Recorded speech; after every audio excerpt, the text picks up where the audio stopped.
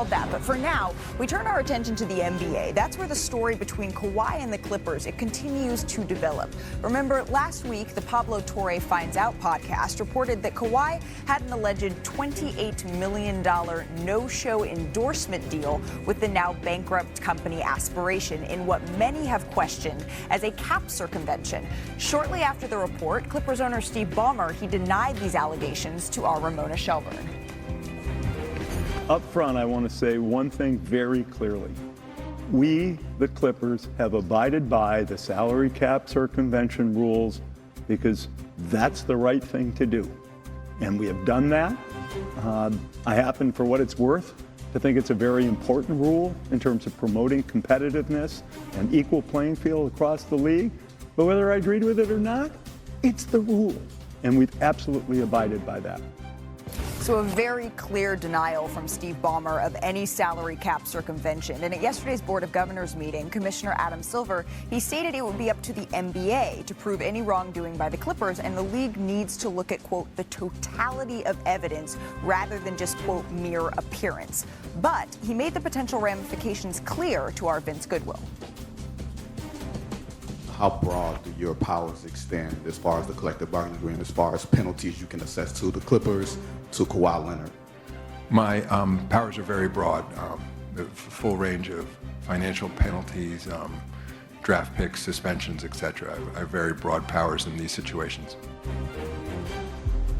So that is what could be on the table if the league hired New York law firm looking into that relationship between Aspiration, Kawhi, and the Clippers finds any wrongdoing. Now, one central question in these allegations has been, since the company Aspiration was struggling financially, how were they paying Kawhi Leonard this alleged large sum?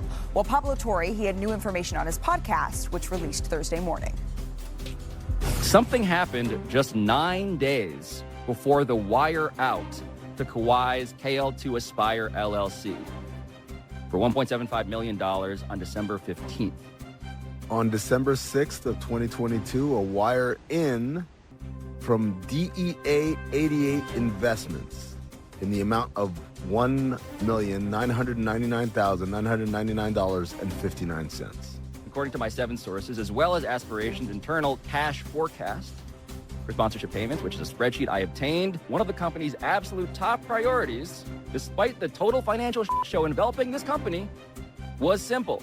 Pay KL2 Aspire LLC. According to this Greenbank's Silicon Valley Bank statements, please tell us when exactly Aspiration finally does wire their months late second payment to Kawhi Leonard.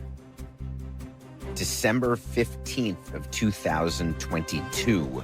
On December 6th of 2022, a wire in from DEA 88 Investments. I said to myself, should probably look up the registered agent on file, and it turned out to be a man named Dennis. Not Uncle Dennis. Dennis J. Wong, our different Dennis, is the vice chairman of the Los Angeles Clippers. So as we welcome in our senior NBA insider, Brian Windhorst, Brian, I think it's important to note here that overdue payment to Kawhi, which Aspiration made a priority amidst this financial turmoil, it was allegedly made the same day as it laid off 20% of its workforce. That's according to Torre. So there's a lot to process here. Let's distill it down. What do you think is the single most important thing to take away from this new information? The details that Pablo revealed last week were incredibly compelling. They also allowed the Clippers to have plausible deniability. That did not mean they were innocent, but when Steve Ballmer came and had that interview with Ramona Shelburne, he had plausible deniability. And as Adam Silver said, the burden of proof was on the league. These revelations that came out today had substantially less plausible deniability because of the amounts, because of the relationships involved. This one is going to be harder to explain. Now, Adam Silver made it very clear yesterday that it is dangerous to take a snapshot of something, especially when you're talking about very complex financial records, and that he would encourage and allow the investigation being done by Wachtell Lipton out of New York to play out before doing anything. Considering this is not just the vice chairman of the Clippers, but also their alternate governor, Dennis Wong, this probably will widen the scope of the investigation. And like I said, in the court of public opinion, which is not relevant, this one is very much harder for the Clippers to eventually have to explain. And again, the appearance of wrongdoing is different than a finding of wrongdoing, which Adam Silver was very clear to hold judgment until the investigation has completed its course, which could take longer if, like you're saying, this requires a finer tooth comb. But Brian, what are you looking to hear next? Whether that's from the Clippers at Media Day, Kawhi Leonard himself, where we hadn't heard weigh in, what do you think is the next chapter here that NBA investigate the teams? They can take the cell phones of Clippers employees. They can look at Clippers email documents, but they can't look at other companies' financial statements. And because those unknowns are there, it's very difficult to predict. Obviously, we will hear from Kawhi later this month when the Clippers gather for training camp.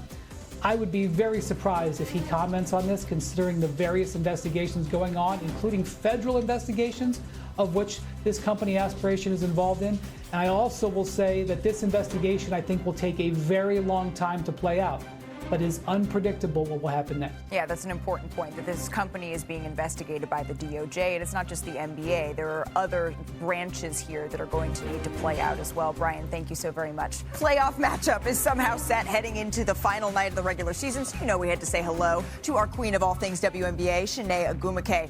I don't know if we can narrow it down to just one, Shanae. So walk us through the most important storylines. Hang on, I got to get a pen because there's so much going down tonight. Let me tell you guys, there are two important games. I know all of these are technically important, but there are two to keep your eyes on. Right. And the game of the year might actually be the last game of the WNBA regular season. Las Vegas Aces at the Los Angeles Sparks. Happy that you're going to be there. The reason I say this is because the Las Vegas Aces have an opportunity to lock up the number 2 seed.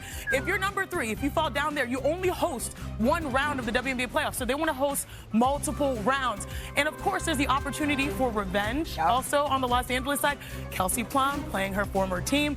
Maybe she wants to play spoiler, knock them down. But also the Las Vegas Aces, every team that has gone 15-0 in a season has won a championship. They're looking to go 16-0. They're trying to ride being the hottest team in the WNBA. Watch out for that last game of the year. But also, it's not just a battle at the top. It's the battle at the bottom. I want you guys to take a look. But by the way, like, if the Aces win, this is what the standings would look like. Okay. Lynx Aces, if the Aces lose, this is what the standings, they drop to 3. And again, home court implications. Got it. It's also a second battle that is actually truly interesting. It's the battle at the bottom. I want you guys to look at the game between the Minnesota Lynx and the Valkyries. Because the Minnesota Lynx, they also can control their destiny. We already know that. They are locked at the number 1 overall seed. But the Valkyries, they have yet to beat the Lynx. They're 0-3 versus the Lynx. If they beat them, they avoid them.